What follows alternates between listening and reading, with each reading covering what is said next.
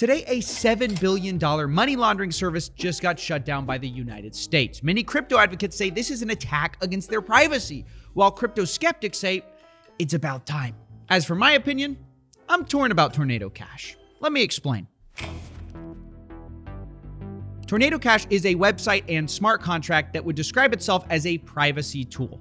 Many people like myself who investigate fraud, though, have seen it used primarily as a money laundering tool. But what's the truth? Well, Tornado.cash is a bit of code that has one job. It takes your money in and hides where it's going. It does this by mixing it together with a bunch of other people's money, thereby making it untraceable. Hence why Tornado.cash is called a crypto mixer, which obviously, if you're a criminal, sounds very appealing. Because think about it. On a blockchain where everything is traceable and public, Tornado.cash represents a break in that chain. Which is why anytime there's a hack, like for example, the $620 million Axie Infinity hack, you'll usually hear the name Tornado.cash getting thrown around because that's how criminals hide their funds. And because it's used by criminals so much, the US Treasury put Tornado.cash on a special list called the SDN list, which is the ultimate banned list. It's what Russian oligarchs go on, the ultimate blacklist at a party, except that party is the global financial system. And what it means is that everyone's forbidden from interacting with people or things on this list, which means if you now send money to Tornado.cash, you could be liable as a criminal and be put in jail for up to 30 years. And so far, all of this makes sense, right? Who doesn't want to put the bad guys away and stop them? But what makes this story very tricky is that while the US government implies that only criminals use Tornado.cash, that just isn't true. Anyone who wants to conceal their money might want crypto mixers, and it isn't just the bad guys. In fact, according to Chainalysis, 10% of the funds sent to Tornado.cash were stolen. Another 17% came from sanctioned sources, which probably is a bit conservative. But even so, that means that 27% of these funds are essentially criminal, but then the rest, a lot of it, is not criminal. So why would a normal person need to use Tornado.cash? Well, assuming most of us are past the fifth grader argument of if you have nothing to hide, why do you need privacy? It basically boils down to wanting the government and society out of your house, your life, and of course, your money. Which is why there are many pro-privacy arguments to be made in favor of Tornado.cash and why it was helpful. Like just ask yourself, assuming a crypto future where everything is on chain, do you really want anyone to be able to see everything you buy? Do you really want that anime body pillow to be public information? Do you want your donation to a dissident political figure to be public? Do we really think that governments can always be trusted? Obviously, the answer to all of those is no. So now that we've gone over the negatives and positives of crypto mixers, what do we do?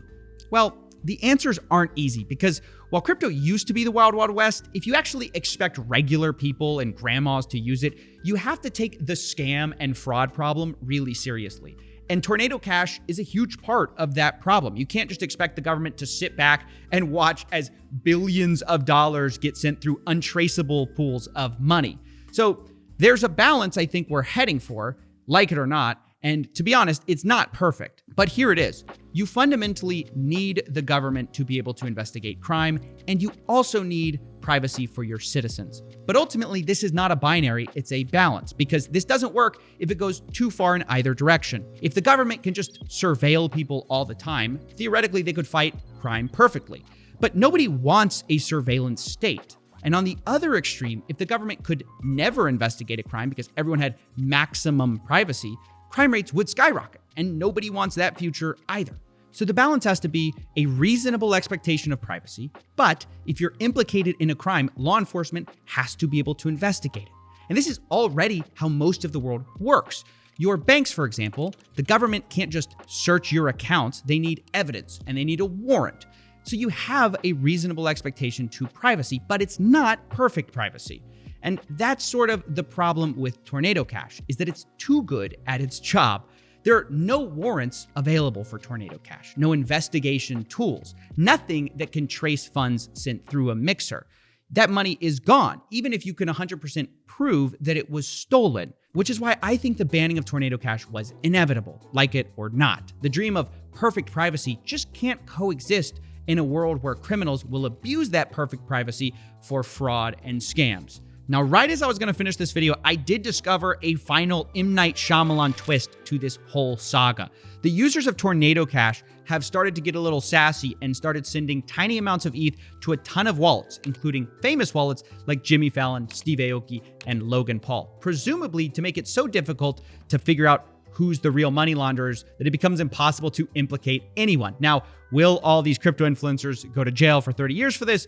No, obviously not, but it is pretty funny. And it shows that they can take away your right to buy an anime body pillow in private. They can take away your right to money launder in private, but they can never take away your sense of humor about it.